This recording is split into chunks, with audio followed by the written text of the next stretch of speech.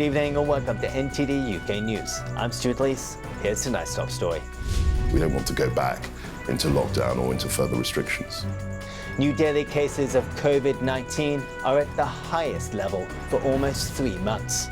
But Business Secretary Kwasi Kwarteng rules out another lockdown. Also tonight, the government publishes its £26 billion green strategy this week. It includes switching to electric vehicles and moving away from gas to heat homes. And we take a look at what some climate scientists are saying in the United States. With COP26 less than 2 weeks away, it provides another view on the global climate agenda.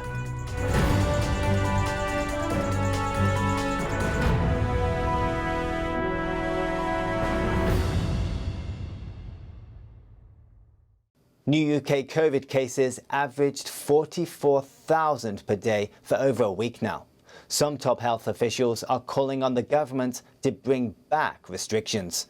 But Business Secretary Kwasi Kwarteng told Sky News talking about more lockdowns is unhelpful.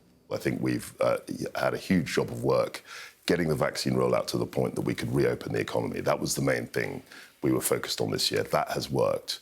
And what we want to do is manage the situation as it is. We don't want to go back into lockdown or into further restrictions. Kwarteng says the situation is different this year due to mass vaccinations.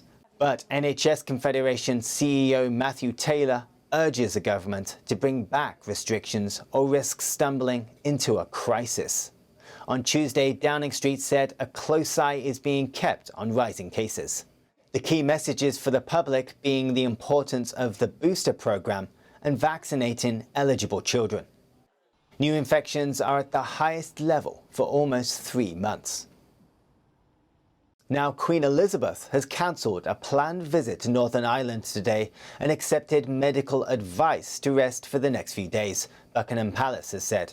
The world's longest reigning monarch, aged 95, sent her warmest good wishes to the people of Northern Ireland and looks forward to visiting in the future.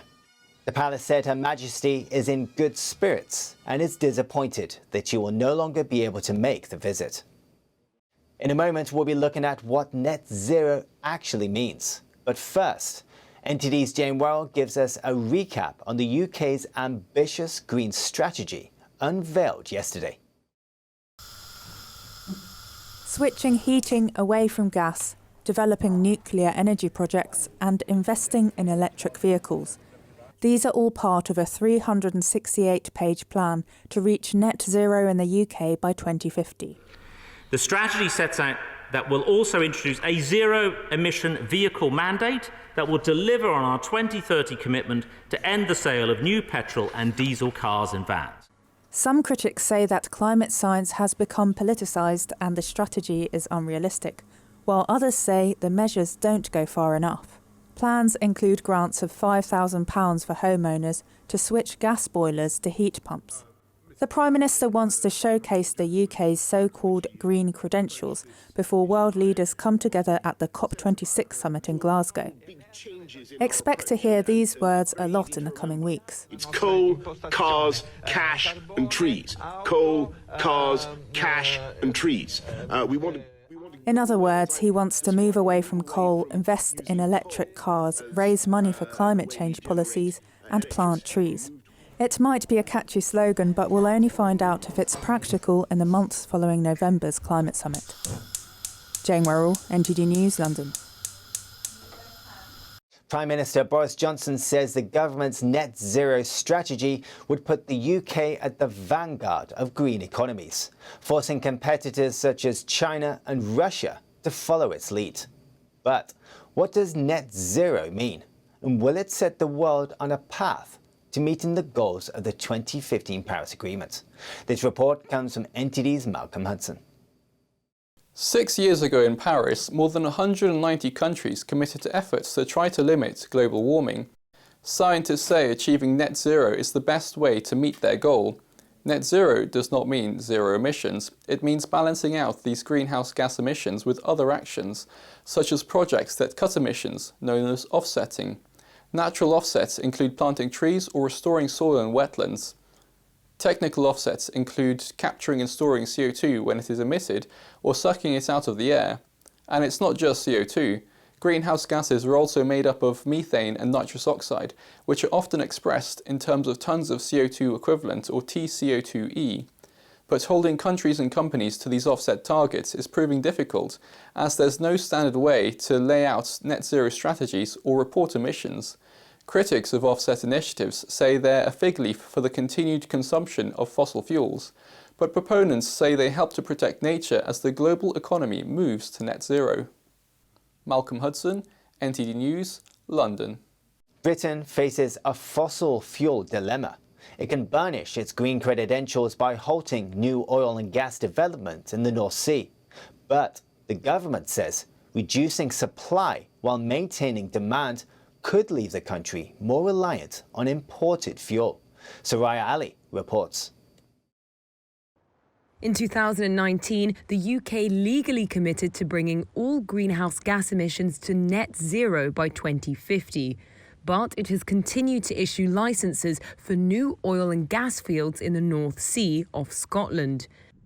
The government says it needs to keep the nation's lights on and argues that new production still has a role to play.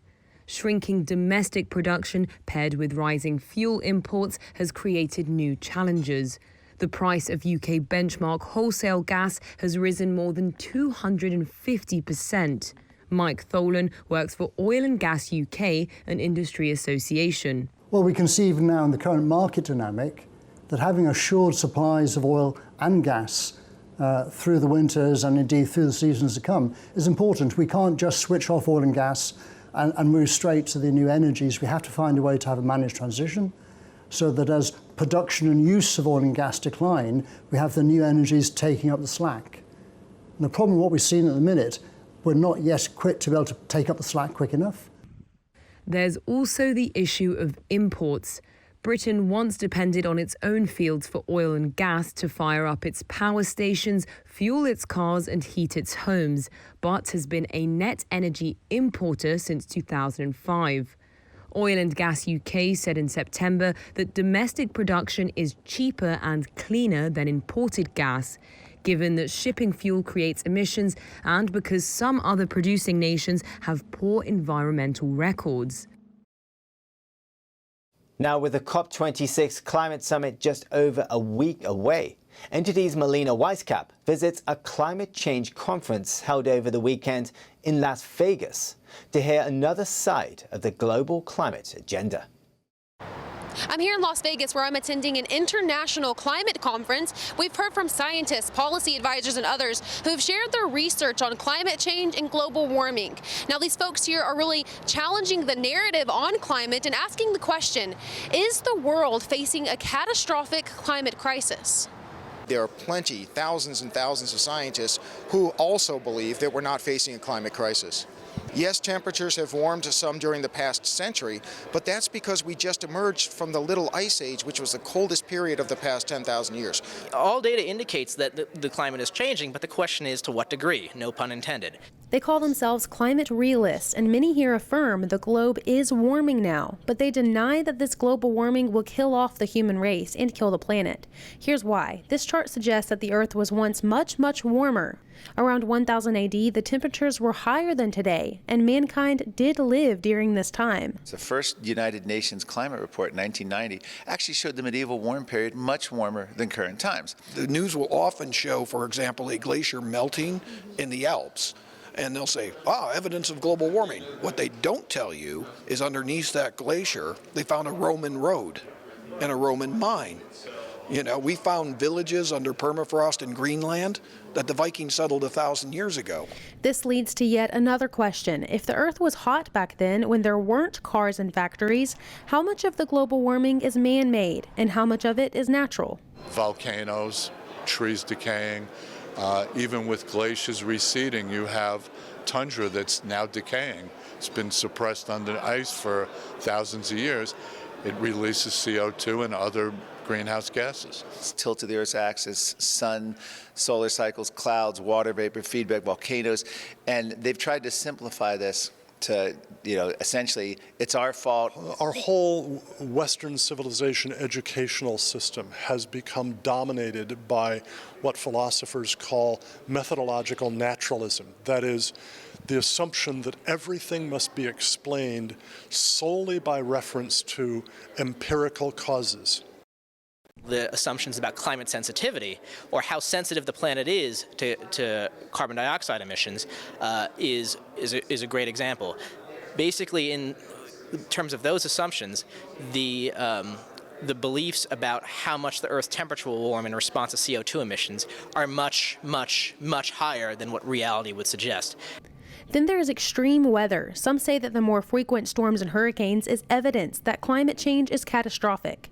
2 hurricane researchers we spoke with, including the former director of the National Hurricane Center, says that there are external factors to consider, such as improved technology, allowing us to see more that we might not have noticed before. So we're naming more storms, we're observing more storms. We have some storms that we observe now that are a major hurricane, Cat 3, 4, or 5, in the middle of the Atlantic. I don't think they would have even noticed a major storm like that before. What I would tell you is that all the alarmist statements that are being made about droughts, about sea level rises, about hurricanes, about tornadoes, they're all lies. There has been no trend in that. And he says he used to believe the catastrophic climate crisis narrative until he started to ask questions and conduct his own scientific research. Understand that science is not a matter of religion. Science is not a question of faith. Science is a matter that is fact-driven, it's experimentally driven, and science lives on the basis of debate. If somebody tells you that an issue is settled, run. Anybody who's trying to choke off open and free discussion, whether it's in science or in politics or in culture or anything else, has something to hide. And big tech has already cracked down, Google censoring those who question the climate crisis narrative. Meanwhile, some will continue to forge their own path and try to understand climate change from a different perspective. Reporting in Las Vegas, Nevada, Melina Weiskup, NTD News. Still to come, if tennis players want to get into Australia for January's Grand Slam tournament, they need to be double jabbed. But 9-time winner and world #1 Novak Djokovic says getting vaccinated should be a personal choice. Well, I don't have a message to Novak. I have a message to everybody that wishes to visit Australia. You'll need to be double vaccinated. That and more after the break.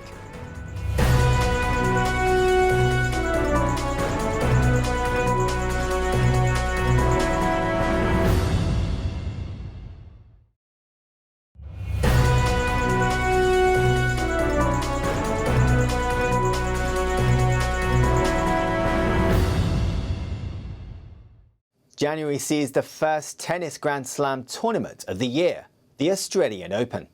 But record 9-time winner and world #1 Novak Djokovic might not be able to take part. Australia requires all visitors to be double jabbed, and Djokovic hasn't yet confirmed his vaccination status. Here's NTD's Joy Duguid with the story. Australian officials say tennis players should get their COVID vaccines or risk missing January's Australian Open. Some players, including men's #1 Novak Djokovic, say getting vaccinated should be a personal choice. But Australia's Health Minister Greg Hunt does not agree. Our rules are very clear. They apply to everyone without fear or favour. It doesn't matter whether you are #1 in the world or you're anything else. Our rules are about protecting Australians. Djokovic has won the Australian Open a record 9 times. He hasn't confirmed whether he has been vaccinated for COVID-19. Australian Immigration Minister Alex Hawke says tennis stars have to follow the same rules as everyone else. Well, I don't have a message to Novak. I have a message to everybody that wishes to visit Australia. You'll need to be double vaccinated. According to recent media reports, vaccination levels in professional tennis are around 60%. Joy Duguid, NTD News. And now to Italy, where a Chinese community is appealing to authorities to change the rules, as the government's mandatory COVID-19 health pass scheme doesn't recognise Chinese-made vaccines. The Italian government has made the Green Pass mandatory for workplaces from the 15th of October. But many of the 25,000-strong Chinese community in the Tuscan city of Prato received the Sinovac vaccine in China, which doesn't qualify for the Green Pass.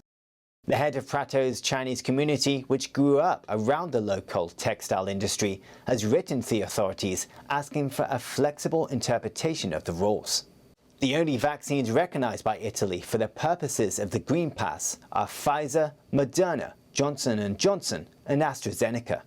Italian Prime Minister Mario Draghi has personally expressed skepticism over Sinovac, saying it has shown itself not to be adequate. In other news, Latvia yesterday announced another lockdown from the 21st of October to the 15th of November. And even when it ends, restrictions will remain in place for unvaccinated people. This comes after a spike in recorded COVID infections in one of the least vaccinated European Union countries. The story comes from NTD's Joy Duguid. A spike of COVID cases sees the Latvian government enforce another national lockdown. During this period of time throughout the country, stores, entertainment venues and even schools will be shut and services suspended. The lockdown runs until November the 15th, when fully vaccinated people will be able to return to work and social activities. But restrictions will remain for the unvaccinated. After November 15th, all of those who are vaccinated will be able to return to work, school, shops and so on. But non-vaccinated people will have more and more restrictions. EU figures show only 54% of Latvian adults have been fully vaccinated. The Latvian Health Authority says new cases increased by 49% in the week to Sunday. National media reports one of the largest hospitals in the capital installing makeshift beds to cope with the influx of COVID patients. No travel restrictions were announced. Joy Duguid, NTD News. Going to Spain now. 40 years ago, it was one of the world's biggest food poisoning scandals. Thousands of people died after consuming contaminated rapeseed oil. Now on Tuesday, survivors whose health was severely affected occupied a gallery at Prado Museum in Madrid to ask the government to do more to help them. NTD's Eddie Aiken tells us more. Survivors of a mass food poisoning 4 decades ago staged a protest at Madrid's El Prado Museum on Tuesday. They occupied a room in the gallery, threatening to commit suicide if the government did not respond to their demands. Others gathered outside. Today, there are people who are barely surviving on a pension of 200 or 300 euros. We are sick. We feel physically 20 years older than our ID shows. The group's demands included a meeting with the Prime Minister and money to cover medical expenses for surviving victims. They should not lie to us. It's a shame for Spain. They should take responsibility and protect us. 40 years ago today, the decree law for the protection of victims of the toxic syndrome was passed, and it has not been complied with. The protesters said they chose the museum because culture had helped victims to cope. After a few hours, police detained 2 protesters and others left the museum by themselves. The poisoning with adulterated rapeseed oil is believed to have killed 5,000 people in 1981. Another 20,000 were affected, mostly with incurable conditions. Eddie Aitken, NTD News. And now to Poland. The Polish Defence Minister said on Tuesday almost 6,000 Polish soldiers are now guarding the country's border with Belarus, a stepped-up security measure in the face of a surge in migration. That's a doubling of troop numbers from just 3 days prior. The border guard says there were over 600 attempts on Monday to cross the border illegally, and over 9,000 attempts in October so far. Poland has declared a state of emergency in the region and plans to build a solid barrier on the border. Parliament has also passed legislation that human rights advocates say aims to legalize pushbacks of migrants across its borders in breach of the country's commitments under international law. The EU and Warsaw say Belarus is orchestrating the flow of migrants as a form of hybrid warfare. Staying with EU news, the European Parliament awarded its annual Human Rights Prize to jailed Kremlin critic Alexei Navalny today for his efforts to challenge Russian President Vladimir Putin's grip on power.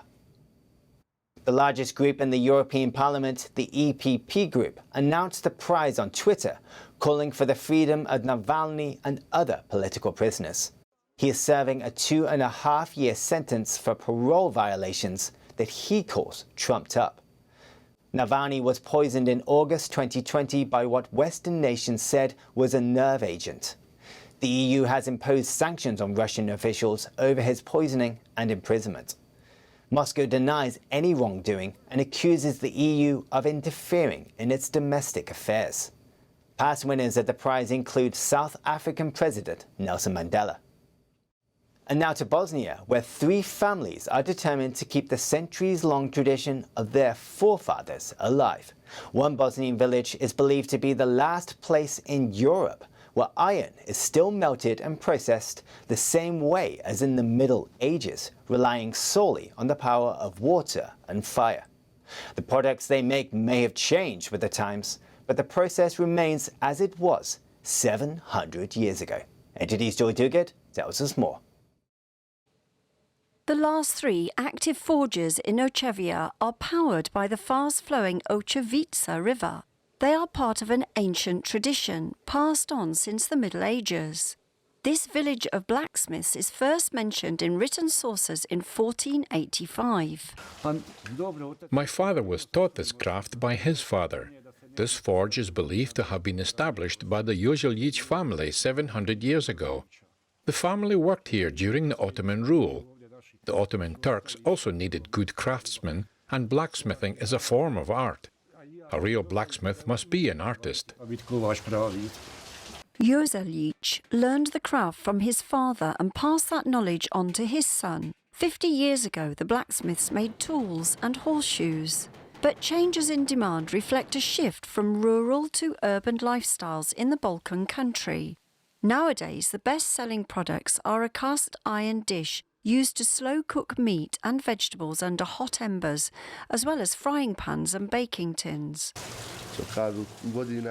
This is a very long tradition passed on from generation to generation. It's my turn now. It remains to be seen what the future will bring, but as long as we can earn a living working here in this way, we don't plan to change anything. Ochevia used to have many people who worked as charcoal burners, but ancient foundries began to close and there's only 3 left. So, once a year, Hali Jilic travels to Ochevia to burn wood and produce charcoal for the village. The whole process takes him around a month. This is a charcoal pile. There is a hole underneath it, below ground. It fills with charcoal. This pile burns for around 15 days, settling by 5 centimeters daily, sometimes even by 10 centimeters, until it burns to the ground. Once it burns to the ground, I can extinguish the fire and let it cool down for a few days, and then I can take out the charcoal from the hole. Jilic says he makes charcoal for them as they could not do their traditional blacksmith work without it. And wood does not have the same calorific value as charcoal, so it cannot be used for their fires. The flame of this ancient craft burns on. Joy Duguid, NTD News. And finally to Germany, where the world's oldest book fair is back as an in-person event. The 73rd Frankfurt Book Fair is opening its doors to the public today. That's after going almost fully digital last year due to the pandemic. The book fair is still somewhat scaled back though. Many events or presentations will be online. Fewer international exhibitors and authors will be attending compared to before the pandemic. Travel restrictions will also be keeping many large publishing houses and big-name writers away, particularly from the US, Asia and South America. There will be more than 1,500 exhibitors from more than 70 countries. And 200 authors are traveling to Frankfurt. In comparison, in 2019, the book fair had 7,500 exhibitors from over 100 countries. Canada is a guest country this time, and they are sending a delegation of Canadian authors. The book fair runs until Sunday. That's the news for today. Have a good evening.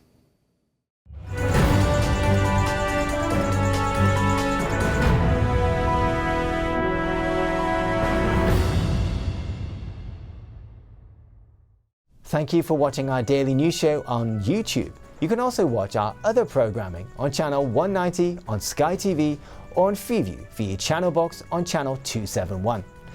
In the meantime though, please give this video a like and hit subscribe to our channel. Have a good day.